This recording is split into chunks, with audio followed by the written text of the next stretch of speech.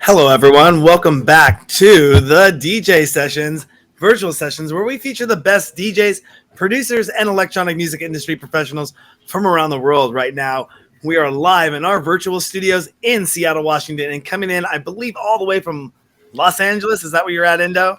I am now in Ibiza, Oh, the you are in dance Ibiza. music That's right. That's right. Okay, because I knew you were out Ibiza. there. Doing some stuff back in May. Bringing. Did you move to Ibiza? I moved here for good. Okay. Yeah, I am here. So I'm really excited to be here. I just moved here a month and a half ago. So Well, that must be going exciting. in. I was wondering what all you had all that stuff piled up on that cart when you're coming in. I go, he cannot be traveling with that much stuff to do a DJ I gig. no, well, yeah, well, sometimes I do, but not today. I brought my whole life on the airplane with me, so I'm here.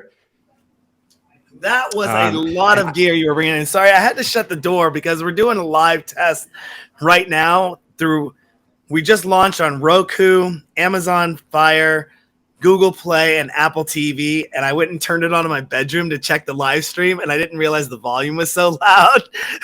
oh, good. Yes, it's always good to do a sound check, just like at a Yeah, so good it was, DJ it was gig, it was it right? was coming through, and this is our first time ever streaming live on Roku right now. In addition to our Awesome. What's other up, Twitch Roku channel, people? partner channels, and all that fun stuff. But I mean, and no, we got to jump into some awesome stuff here. I know we're chatting just a little bit before the show, but you do now the company name for this. Please help me out with this one. But you do artist relations for For Native Instruments or Traktor and iZotope. And iZotope.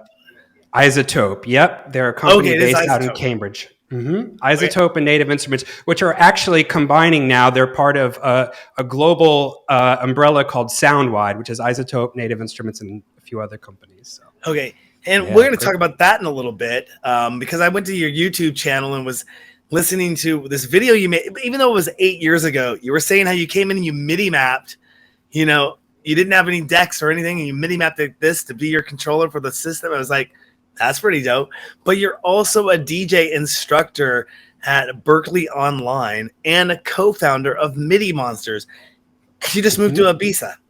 So, Staying busy. Yeah, yeah, it looks I'm at going least there. I'm at in the least it looks like place. you got your studio up and running.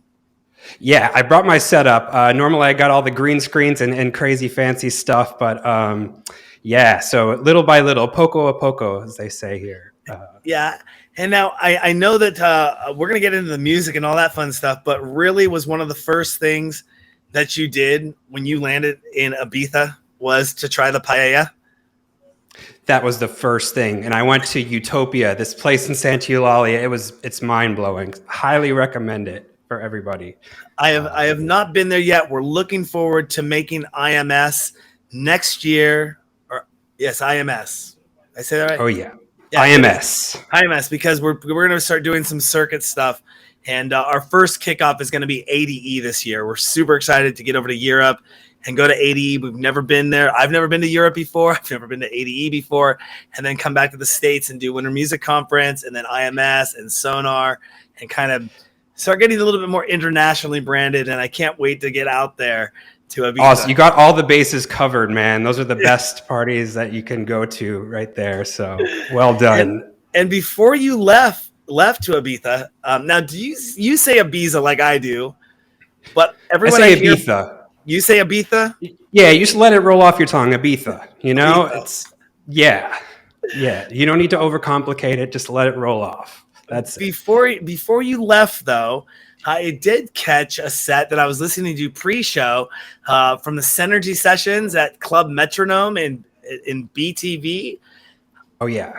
I had some energy. I'm getting ready to eat lunch and make some lunch, and like, yeah, I got fired up with that. Was that your Thank you, last man. stateside set that you did? Yeah, that was the last set, and it was in Vermont, so it was my going away party with my hometown crew. It felt really special, and it was one of the first parties since the reopening as well. So everybody, there was just a vibe. It was great. Yeah. It definitely. Well, you brought the vibe. That was pretty awesome. I mean, your first you are your name Endo. I'm sure you get Mhm. asked this a lot. Where did it come from? So Endo is just a nickname that I got in college. I was at UVM, and a bunch of my friends just started calling me Endo, maybe because it's short for my last name. But there's always a story. But and everyone just knew me as Endo. And when it came time to pick a DJ name, that's what I chose. Yeah, I'll tell Because you the rest of the story offline. because I mean, obviously, Mike Henderson is what you go by in day to day. But now, when you're doing classes or everything, or your students, are they like, "Yo, Endo, what's up?" Or is that Mike, what's up? Or is it Mr. Henderson? Yeah, about like half of people call me Endo and half the people call me Mike. So, I go with both. The DJ crew, like the MIDI mapping crew, they all know me as Endo, my students. But it's half and half. Yeah, and now on top of all that, artist relations, Traktor specialist, DJ instructor, co-founder, you also find time to do private lessons for people. How is that going, and what's that been like over the last few years? Did you see an influx of people wanting to jump online with the influx of people wanting to jump online? Jumping Yeah, it's amazing. I mean, so I'm doing sessions with people all over the world, and they all just kind of come to me for their own special thing. Usually it's like they have a goal, like I want to map this controller to do these things. And we'll just get on Zoom. I'll take over their screen if I have to, and and teach them whatever they need or get their goals accomplished. So it's a lot of fun, and I've done some really cool mappings with a lot of people. So and yeah, it's really good. Go ahead. Oh, I was gonna say, when I was a kid in the '80s, MIDI was a brand new word to music. It was a lot of analog, and my father had financed a studio for my brothers, and got him a synthesizer, got him some rack mount stuff, and they didn't really like to read books. They wanted to just dive into the gear and play with it and touch nut buttons and knobs and do this. And I'd be like this 8-year-old kid reading this manual, going, "Hey, let me watch it. Look what I can do here. And when you hit this, it's going to do this." And they're like, "Yeah, it's exciting, right?" Yeah, they didn't even understand how this can master and slave, and do different things. And just got in there diving in. Always had a technical aspect for it. But as far as technology has moved, it's obviously changed so much in 40 years. If you could see something that you think that's not on the market today, but you would like to see come out, what would that product be? Now, I probably don't break any NDAs, Yeah, I'll try not to. Yeah, he probably has some really cool toys that are coming out, and I say toys in the most respectful way, right? But if there was something out there that it isn't on the market today that you could see that say, hey, if somebody could just come and put this in a box and go, what would that be? Oh man, I'm actually happy to say that a lot of this technology I wanted to happen came out. Like the Denons are amazing. The Denon ST6000s are incredible. I was like, give me some beat jump buttons and give me some loop encoder, and but if I were to do anything, what would be to the next? My God. Yeah, I don't know. You got me there, because a lot of it's coming out right now. Yeah. So, there's some things I want to say, but I can't. But I've been really I really want to see like the VR stuff improve too. The Tribe XR is awesome. So I've been DJing in VR, and that's been great. So just some enhancements with that. Put Traktor inside of that. Who knows? I'm really glad you brought that up, because that's one of the questions I ask a lot of people is, what has been their experience? Are they looking at VR as a viable model, or as a model, or as an extension? We just launched 2 virtual VR nightclubs in alt space. We're looking to launch in VR chat and have branding in all the platforms. And over the weekend, we were at Pride Festival, and up in the street, a gentleman comes up with his wife. He's on a bike, and he goes, "Who runs your whole DJ booth?" We had our whole mobile sessions thing going with our silent disco. He says, "We're looking for DJs to play in the metaverse in our crypto." We're going to talk a little bit more about it. I only had like 2 minutes to talk to him, but we're super excited to see where I see that is where websites were in 1995, where podcasting was in 2005-ish, with video podcasting, with live streaming coming up in 2007, 2009. I've always been one to adapt new technologies in and bring entertainment into that. So when I got my first Mhm. Oculus last year. What do you Um, think?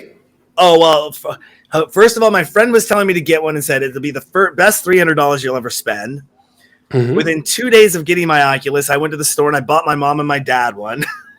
Nice. And then we were talking all summer long about putting up a nightclub, and we weren't sure where we were going to deploy to. Was it going to be alt space or VR chat, or where do you go to? And then I found a dev build. It's really, really kick-ass nightclub. We're super excited about it. We have two of them because I won't go into why we have two of them, but it's a back-end logistics thing. But Yep. basically, I found a developer who hit me up online. I posted some messages out there, and she was like, "Are you still looking for a dev?" And I'm like, "Yes."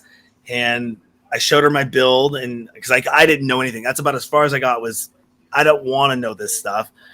There's just Yep. knowing Unity and Right. getting into It's Unity scary. is it's way more than Photoshop or Final Cut Pro or anything like that. So Right. she took our build and said, "I know this build and I can get it up for you." And within 24 hours, my nightclub was in Altspace, and I was like, "Yes!" And I have a call with her tomorrow now to go and where I say she laid the Sweet. foundation and built the building or got the building up. It's Yeah. my job to go, put all the artwork and the aesthetics in, but I'm just going to hire her to do it all for me. She's awesome. Vanessa with Destiny VR is Hats just off. Yeah. That's it's just awesome. Yeah, it's we're so super excited in there. We got our live stream set up, we got our players set up, and but yeah, VR. You were nice. talking about VR, and I know Tribe, and how Tribe is of the Pioneer gear, and seeing Right. what other companies might do something like that. I have not actually experienced Tribe yet. I don't know how to DJ, by the way. So I'm wondering if Right. maybe I should start learning how to You sound DJ. like you know your stuff, man. Jeez. I kind of have surrounded myself around DJs for 30 years. Been doing this show for Nice. 12 years and talk to a lot of people like you. So, Awesome, man. Yeah, I mean, you're speaking the language. But VR. There's this company, and oh my God, what is it? Why am I blanking on this name right now? Well, there's Tribe XR. God, I gotta. Jeez, I need to look this up now. it's okay. um, VR. Oh, Red Pill VR. This is a company you should keep your eyes on. So they're making virtual worlds, and they're insane. I've seen them. My good friend Ben Segrin, who runs District, they have an office in LA, and they're building these virtual worlds where the DJs are performing in the virtual worlds, but they actually have like sensors on their hands. So they're controlling the DJ equipment in real life, but it's being translated to this VR world. So people can jump in. I mean, the worlds are crazy. It's like Alice in Wonderland. Like you walk in, you can bounce off the mushrooms and fly through space. And they have like VIP booths, like where you can like look down on the DJ. It's wild, So I think that is going to be cool. But they have, the whole metaverse thing. It's being built, right? But I think they're way ahead of a lot of people on this. So you Now, should see their now, office. and speaking about something like Red Pill, here's the one thing that I'm curious about the drawback on when it comes to VR. You have your Oculus headset. Is this going to be available on an Oculus platform, or am I going to have to get a higher end headset and a computer to run this? Because once you do that, you start going, oh, if it doesn't run on Oculus for a $300 price point, now I'm stepping up into a $700 or $1,000 or $1,500 headset plus a $2,500 computer to run this, to get in Yeah. there. And so that's what I was wondering is it was so funny. It was 2020. I was having a discussion about VR, just barely scratching the surface. Hadn't even looked at getting an Oculus yet. And I said, when the price point comes down to be that Right. Atari or that Nintendo level, kind of everyone's going to get one. And who's going to capture that market? I'm wondering, is Meta going to come in and be that driving force to say, here we go, and here's our platform, and will it work with Red Pill? Or I guess I could probably side quest into it. It'll work with it eventually. It doesn't Yeah. yet, but I'm pretty sure it will. I think they might even be beta testing it. So Well, I am signing up right now with them to to get yeah, a beta test. exactly. Awesome. Yeah, it's wild, man. I'm excited for that. I mean, they make avatars for DJs, but they're like $40,000, and they just have like hundreds of cameras around you, like doing your avatar. But yeah, it's next level. But the tribe stuff is also super cool. I've just been messing around with that, and you get 4 Pioneer CDJ 3000s with a DJM 900, and it's like $10,000 worth of equipment for $200 headset. It's pretty cool. I don't want us to all become people just like batteries with our headsets on. I talk with people about this frequently, and we do silent disco events, and a lot of people that are, when I say are the old school nature, or people that might say using a sync button is not DJing, they say silent disco is not an event that I'd like to go to because I can't feel the music. And I say, well, you're comparing two separate entities. And I don't think VR is here to replace in-world experiences in any way, shape, or form. It should be looked at even just as now as an accompaniment or branding that you can grow. Just like somebody says, oh, I'm a DJ, I play in nightclubs, I don't want a Facebook account, or I don't want an Instagram account, or I don't want a Twitter account, or I don't want a TikTok account. Okay, that's great, but you are limiting your exposure, you're limiting your potential, your growth, that people might, your discovery. And if you're limiting your discovery, and all of a sudden people are going to start using that, and you're going to be undiscoverable and unmarketable and not have anything going. It doesn't matter how great you are. Right. You got to be active. You got to be active and be doing that. And I've seen a lot of people not take advantage of that, and they get trapped, and a lot of newer people just completely surpass them. So that's why, my messaging is to a lot of DJs out there, go set up something in VR. You don't even need a headset. In all space, you can create online on your desktop, VR chat on your desktop. But at least if you go grab your little piece of footprint of land, I don't know how old you are. Did I see here 40. You're 40? Yeah. I'm 48. So you might remember something called Second Life. Oh God, that scared me. Yeah. I was pretty heavy into Second Life, and I think 07 to 09. Wow. And what we wanted to do there. And now the goggles weren't there. The face was there, but it was all 2D. But even in that realm, we wanted to create an ITV footprint of having something there where people could go watch our shows just to say we're over there too. And how important that's going to be from a branding aspect. I'm sure that native instrument, that your companies have to be looking at putting something in the metaverse for people to come in and play with. I would love that. I mean, imagine having a machine in TribeXR or something like that. I would love to see stuff like that. Yeah. So, we can only dream and hope, but I mean, there's going to be a lot of cool stuff. And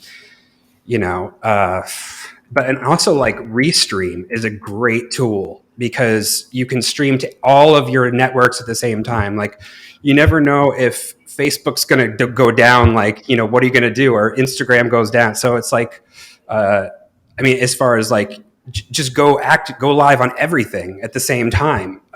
So build your audience. Absolutely. I mean, the biggest thing that I'm not trying to knock this other company, but let me just say we were using another company to do our interviews with, but I've always used Restream in the background. Back in the day, I actually came up with the concept. You're speaking of Restream, was when we first started doing the DJ sessions, we were using a company called Ustream, and we were a featured partner with them, and we were a featured partner with Livestream. And I knew about this other company out there called Justin TV, but the bandwidth we could get in the studio we're at only had 2 megabit upload, which really meant we had about a 0.7 upload. But my idea was I was going to build a rack mount of Mac Minis, and each Mac Mini was going to encode the video feed to send it to Ustream, Livestream, and Justin TV. So I was building a kind of version of Restream in a little rack mount server I could take with me on the go. But bandwidth, we only had 2 megabits to play with. I mean, not even that, like maybe 0.7. Now I got gigabit Ethernet wherever I go. Right. Satellite connections and 5G and all that.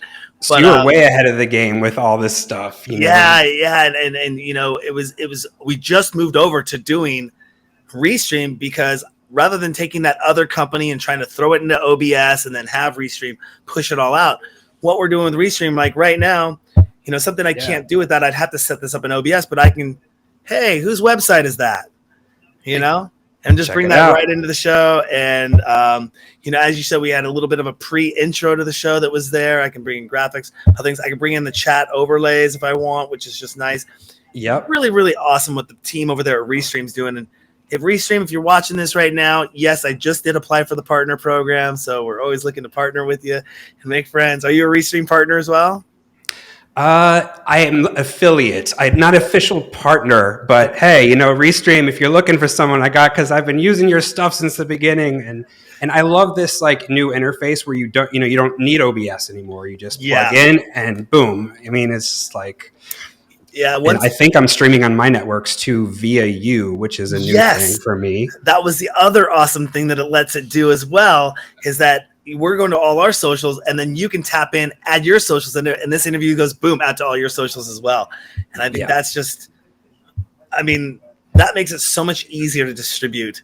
I mean, I love OBS, I love the platform and going out, but it can get a little clunky from time to time. But yeah, just technology has changed so much over the years. And one of the phenomenal things that I love to see is, I was just talking about this with Evie, the DJ I was talking with right before this, DJ producer. And 2.5 years ago, when I told people we're a live streaming DJ show and we're on Twitch, they would say, who wants to watch a DJ stream live? And I would say, well, have you ever listened to the radio? Right. And then I also said, the next follow-up question was, what's Twitch? And I said, well, this thing called YouTube that Google owns. Well, Twitch is this company that basically Amazon runs. And they go, oh, so it must be a big player in the game. And I'm like, yes, it is. Now, please watch our show. And then, now everyone is familiar with online live streaming DJs. And the one thing I'd love to see is a way that, while Twitch has the subscription-based model, if a company could come out and really take it in to do a PPV or pay-per-view model in there, so that DJs could start actually recouping a little bit more funds. I love you, Twitch, and don't get mad at me, but the breakdown of your 50-50 of the, I think I can disclose that information. It might be public information, but the percentages that are taken, a lot of artists complain. It's like they're taking a bunch of my revenue. And rather than having to send people over to PayPal or set up a Patreon, it'd be cool if they could integrate and do a pay-per-view system right there. And they could do their shows, click on, get tickets. And even if nightclubs and venues would start to adapt a pay-per-view model for their clubs, and DJs could put that in the rider and say, if you're doing pay-per-view, and I know some people get like, I'm on tour and I don't want, like if I'm in Seattle and I'm playing a show in Seattle, I don't want the people in Portland to be able to see that show. And then they say, well, I'm not going to go to the show now because I watched the Seattle one last night. Right. How that's all going to work out. But if you keep it private, then exactly, it's like buying the ticket. And unfortunately, the only thing you can't do right now in the PPV world is, I'm looking into this, like deeply looking into this, is I can block it off by country code. You can't block it off by state, zip code, just dial it real down. But if they got it down to say, don't let these zip codes, don't let these areas see it, and I could block off a 250-mile radius or a 400-mile radius, or say these cities that I'm touring to, you can't buy it in, then it would lock out for the rest of the world. Like you could have people from Germany watching it. It's not going to impact the nightclub sales. Right. But they're still clicking in and paying $3 or $4 to watch that live set of you playing in that club. And I just thought that I was hoping that we'd see a transformation of that with the online boom of everything that's come out. And we know, obviously, companies like Coachella and Insomniac, and they got the money to do it. They can absorb it, But I mean, it's going to make them a lot of money too. You know what I mean? It's just a whole different revenue stream, but your audience is, But the one thing, and I won't try to get too deep down this rabbit hole, is the one thing that people don't understand too much about this, and I spent a lot of time in 2020 trying to explain people about this without trying to sound like a naysayer, was the licensing. And once you start doing that, and you got to look at the licensing and putting it out there, and you're making money off the streams, or if it goes to video on demand and you don't have your master use or your sync, and people don't, it's still not wrapping around some people's heads that what they're doing is illegal. And they can be sued for it. And when we were talking with Twitch, when we want to go back to the front page of Twitch, they're like, we know you're clear for live streaming. We got that good. But you have 450 videos on our website that have red flags all over them.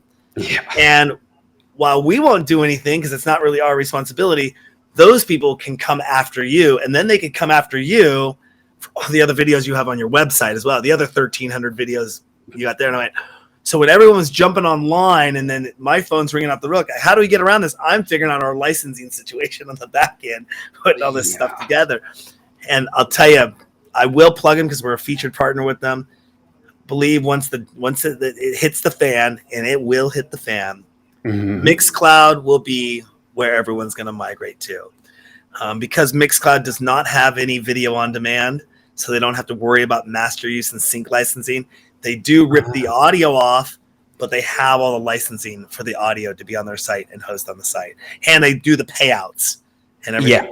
So, they really broke ground with that. That's one of the biggest challenges is to get the artist paid and, to report what they're playing. And exactly. Yeah. So, it's kind of like the wild west right now, but I know a lot of companies are doing a lot of things to solve this issue. Exactly. And with what happened in the EU in 2019, I'm not trying to get too down this rabbit hole because we want to get back to the music and talk about ENDO stuff. But, the EU just removed the safe harbor clause from their copyright. So now companies are held liable if any copywritten music gets put up there, and the people can go directly after the company. So they've gone into what's called active monitoring, which you see Facebook and YouTube doing. You're playing something and all of a sudden it says, you don't have the rights to this. We're taking you down. Cut off. You're cut off, and Facebook police. Unfortunately, Twitch has softly mentioned that they're testing active monitoring and doing active monitoring. So well, hopefully they can, figure it out. I mean, they had some great Twitch streams over the pandemic. I think that saved a lot of us. So, Yeah, it was amazing to see everyone jump online and go online and watch that growth happen in an industry that I've been doing so for so many years, saying, everyone, this is going to be the future. And watching the whole world jump on. It was amazing. Right. But speaking about electronic music, though, as a whole, and the politics that kind of go on, I mean, that's some back end stuff that we're talking about. Copyright, that's the companies and the labels. They got to figure out that. But in electronic music, do you feel there's too much politics that go on in electronic music, in the electronic music world?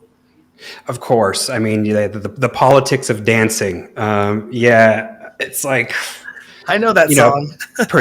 There's a song called, I didn't know there was a song. It's an 80s song. I'll pull it up. While you're talking, I'll pull it up. Okay, there we go. I want to hear that. I might have to remix this song here.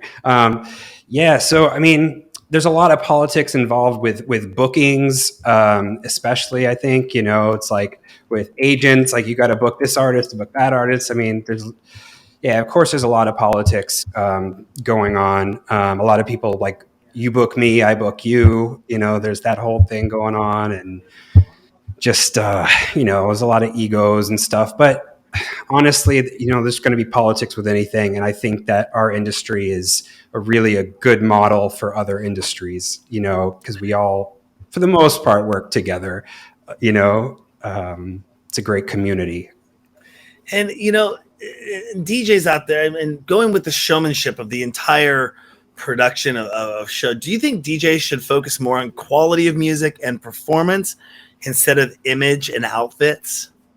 Absolutely. I mean, that should be number one. Find the best music, play high quality music. A lot of DJs are still playing MP3s. I don't know why.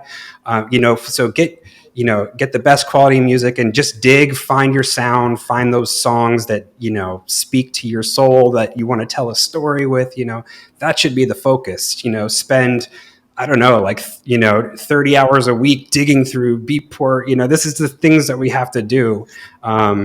And the social media stuff is a real pain in the butt. Like, I wish we didn't even have to do it.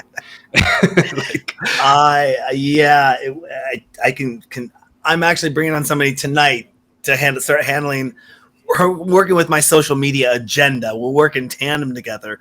But, it might be different because, you are an artist yourself, and a lot of what has to come from you is personal, whereas the DJ sessions, we're a brand, and we're sharing what we're doing. It's not so much Darren Bruce. Yeah, I ate pasta today on the DJ sessions, or I ate some paella today on the DJ session.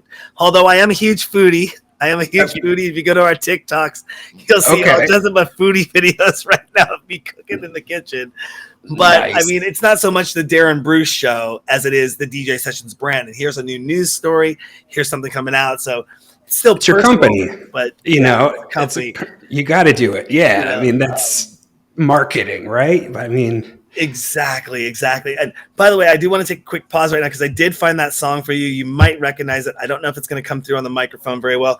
It was by the group called Reflex, and the song is called "The Politics of Dancing." It was actually used in the Atomic Blonde soundtrack. You seen that movie? no. I Write that think it down. was what's her name? Come on, Darren. I'll figure out her name in a second. Let's see if I can let's see if I can cue this up. How this Yeah, hit sounds it through the mic. in the background a bit, but Here, there we go.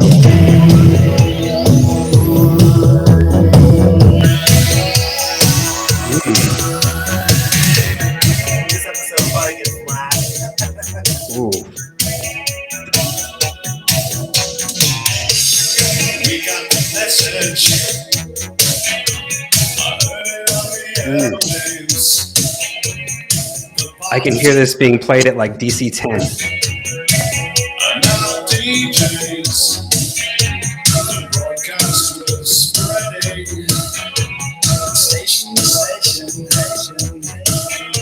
We'll wait for the drop. action Yeah. across the nation. You can't stop it when they start to play. You wanna get out the way. The politics of dancing. The politics of feeling good. The politics of moving. Oh, with this message of the story. The politics of dancing.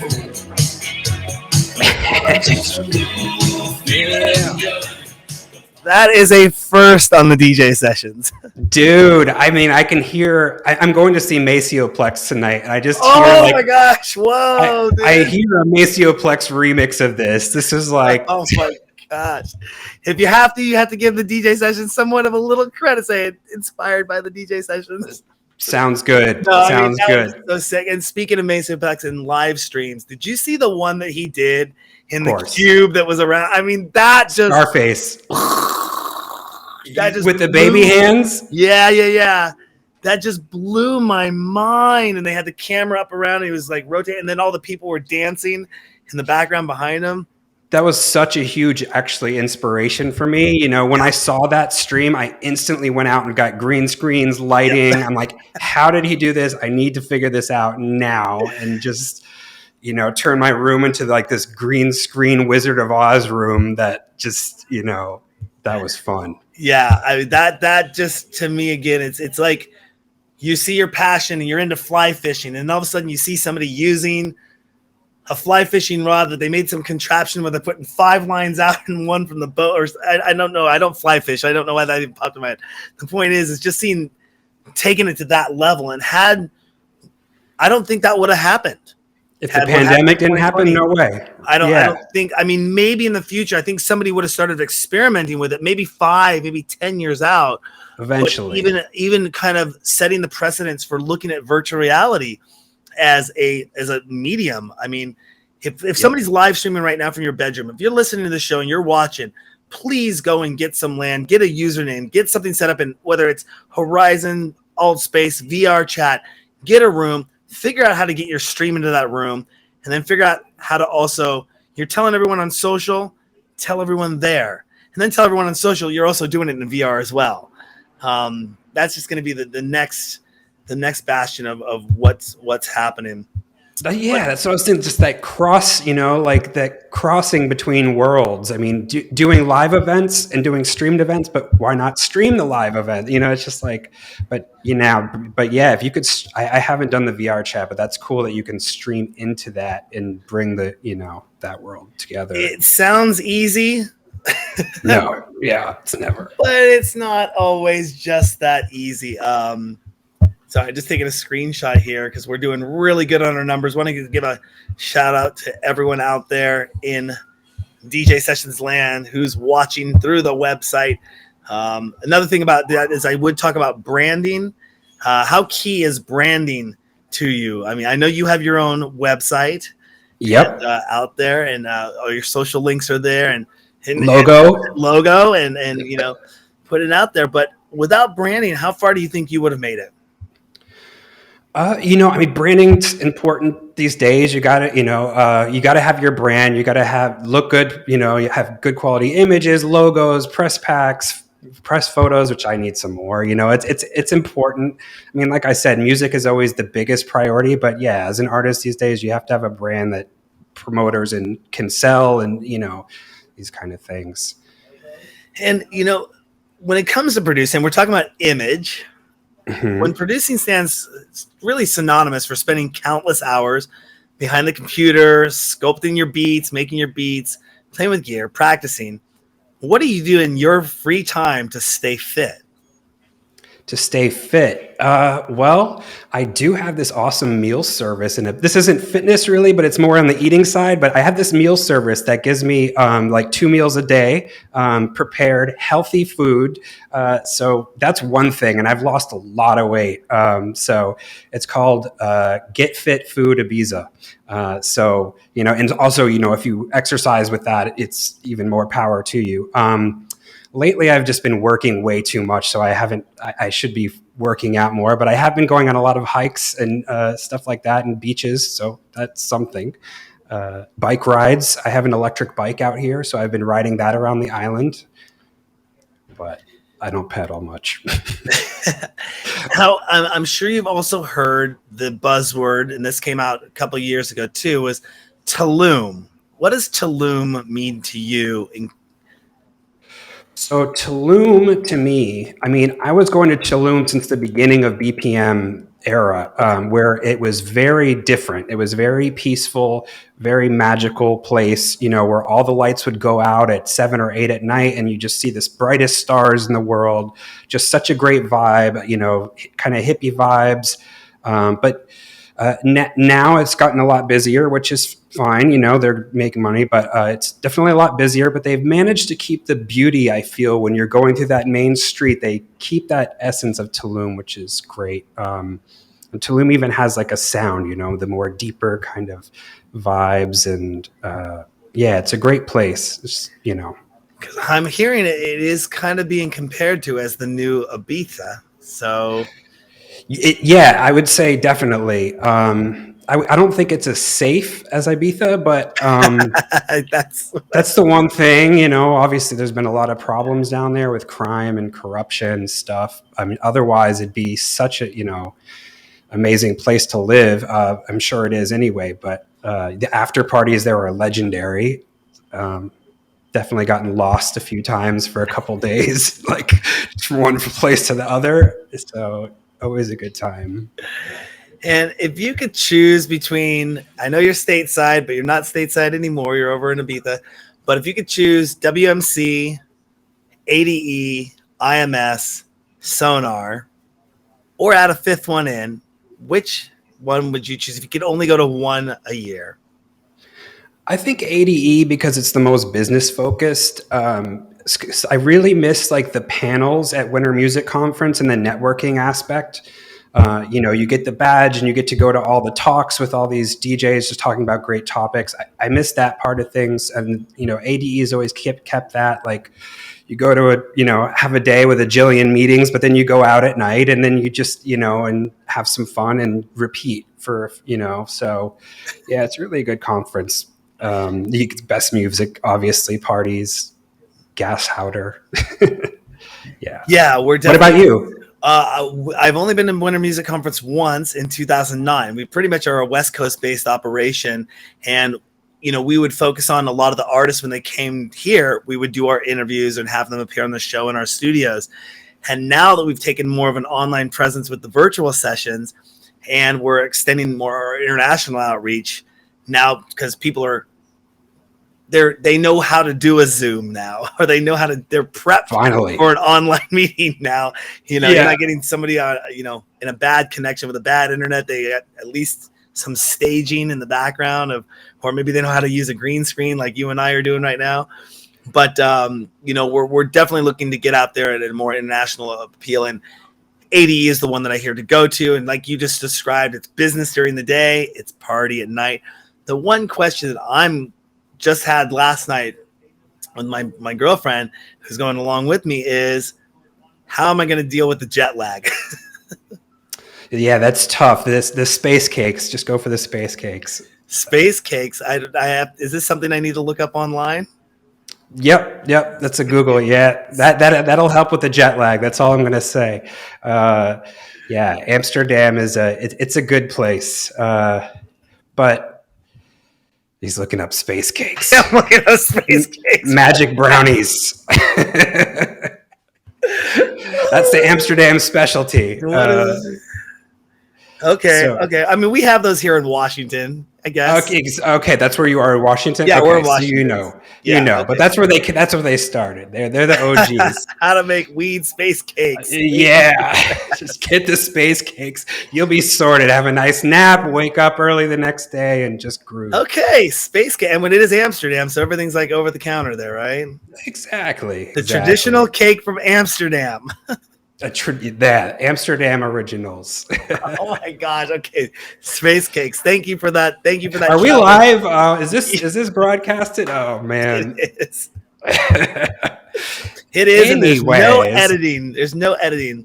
Sonar, by the way, I have been to Sonar once, but I would really like to go back to that. I got FOMO this year. It just happened. Everyone was there. So hopefully next year. That's another wish one. I did go like many years ago, but I went for a lot of the off parties and stuff. So going back in time, way back in the crates of your mind. So what was the first record you ever bought? And is it worth mentioning or is it embarrassing? No, I'm very proud to say it was Hybrid Remix and Additional Production by the artist is Hybrid. Their breaks, melodic breaks. What's the word for it? So they did remix of Moby, Future Sound of London. I mean, these are just legendary. I don't even think you can get these remixes online. Let me see. Do you still own it? BT, Alanis Morissette. Oh, I mean, yeah, of course, I would. Yeah, I would never get rid of. But that was one of them. The other one was actually I bought it at Hot Topic. It was Omar Santana, "Raver's Damnation," and that was a belter. Wait a second. What year is this? This was '99. Yeah, that sounds familiar. It was on Moonshine. Wow, Yeah, Moonshine. I haven't heard for a while. Yeah, and Omar Santana is like a hardcore guy, but he made this breaks record. It was just like, yeah. Awesome. If you could take one non-famous person who means a lot to you, other than your direct family or friends, and put them in the spotlight, who would that be and why? Ooh, okay.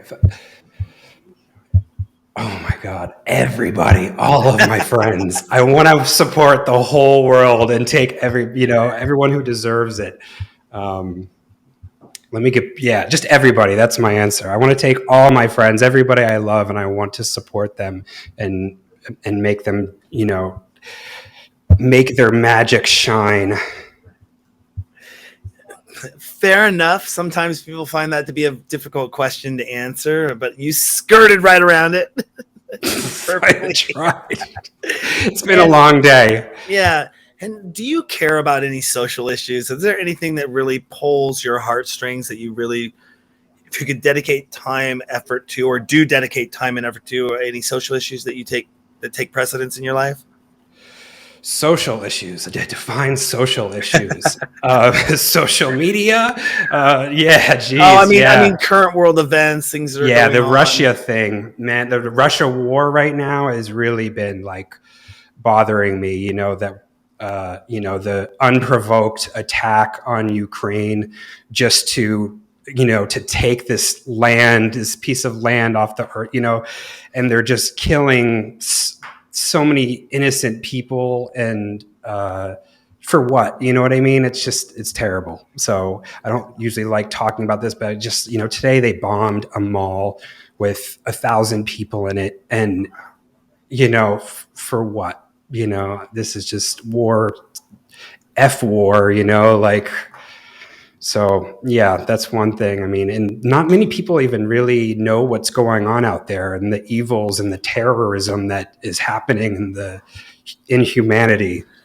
Sorry to go off, but No, it's good you brought that up because you hear of countries that will do internet blocks or will not let news sources come out of those areas, and you have on the ground people who are having pirated chip phone sets that are kind of trying to report on the ground what's going on.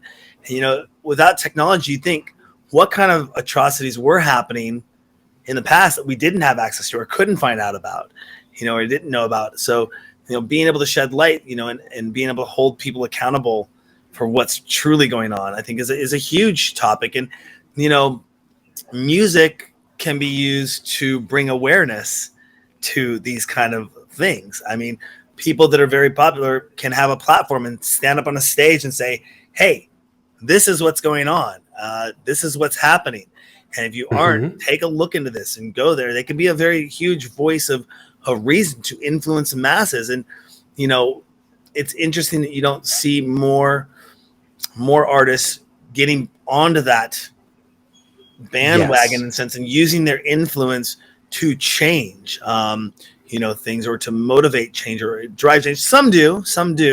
But, music can be such a thing, especially electronic music can be something that can bring so many people together in a way where to me, when I hear an electronic music song, I'm hearing it the same way this other person's hearing it.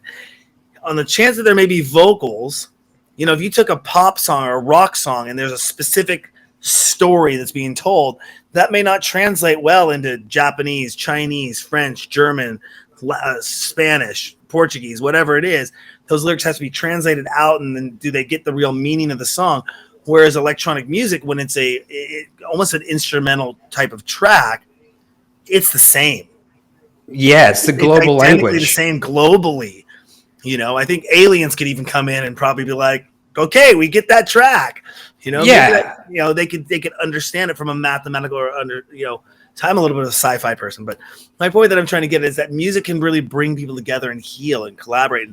It'd be awesome to see more awareness to things that are going on in the world being brought to the main stage, in that way. And the power they have we were talking about social media earlier, to tap a couple buttons and send and say, here you go.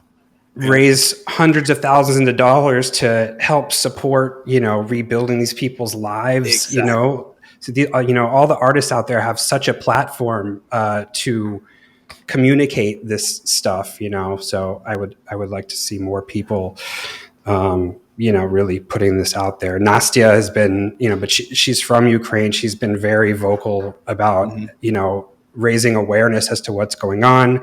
There's organizations out there that are helping raise money. So I could send you guys a link of some really good resources. Absolutely. And what's been the best piece of advice you've been given when it comes to your career in the electronic music industry? The best piece of advice.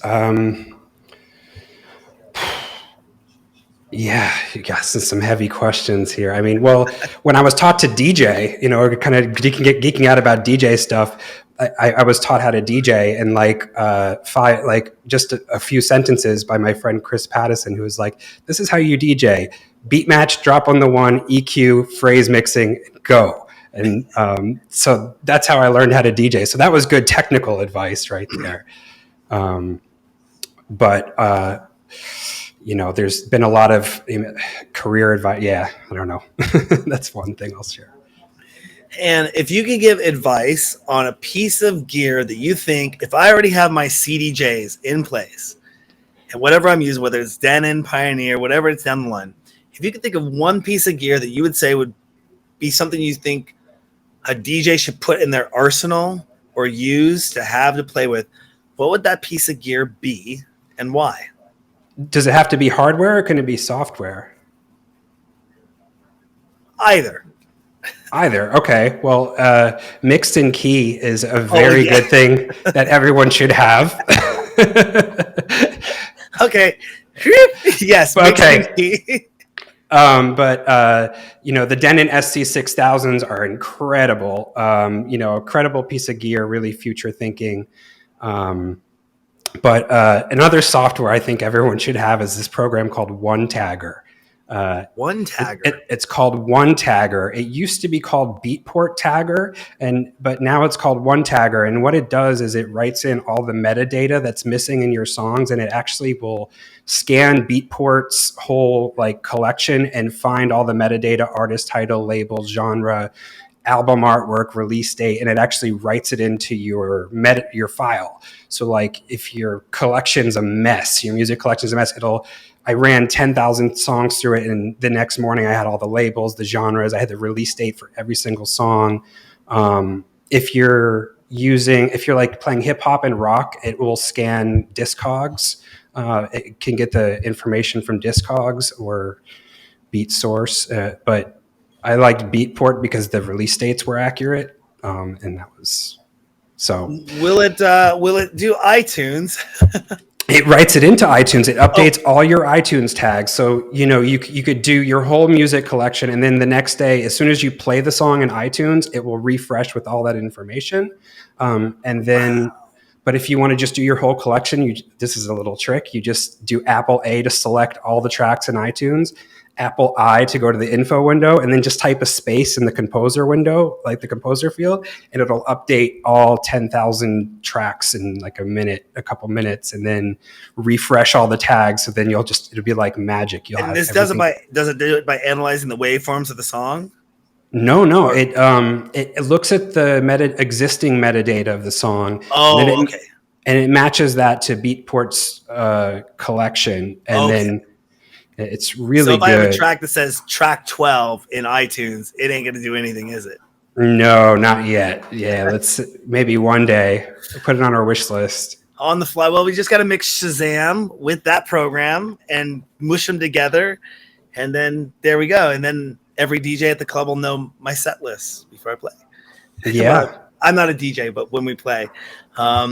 Is there anything else you want to let our DJ Sessions fans know about? We talked about a lot of stuff. I know we didn't get to touch much on Berklee Online or MIDI Monsters. Would you like to shout out and tell us about Berklee Online and MIDI Monsters?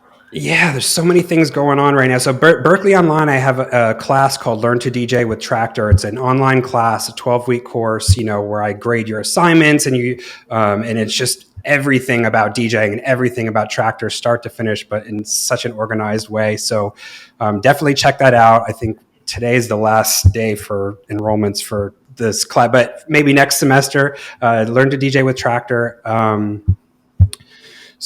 MIDI Monsters is my company where we have where I'm doing mappings for all kinds of different controllers like CDJs, X1s, F1s.